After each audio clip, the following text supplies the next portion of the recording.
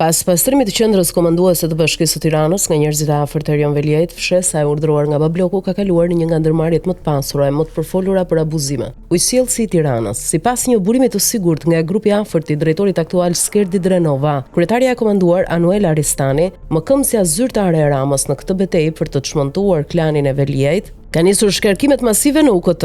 Plot 180 emra janë në listën e kuqe të etiketuar si besnik të Erion Veliajt. Urdhri është dorëzuar më 8 prill, vetëm një javë pasi Ristani emëroi Skerdi Drenovën drejtor të UKT-s, vendim që u bekua edhe me firmën e entit rregullator të ujit, që varet drejt për drejt nga qeveria Rama.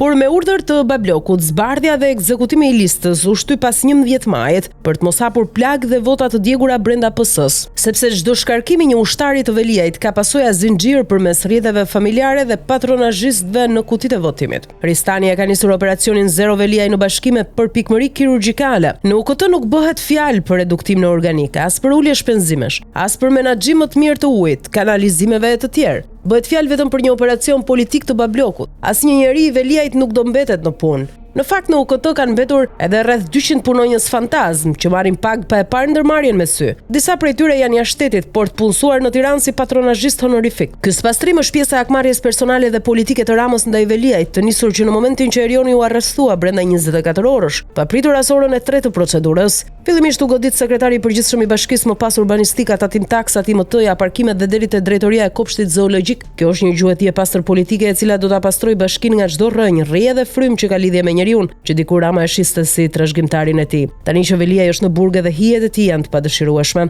dhe ndërsa Tirana vuan mungesën e ujit, çmimet e fryra dhe faturat fiktive, sistemi i UKT-s është kthyer në instrument hakmarrjeje politike.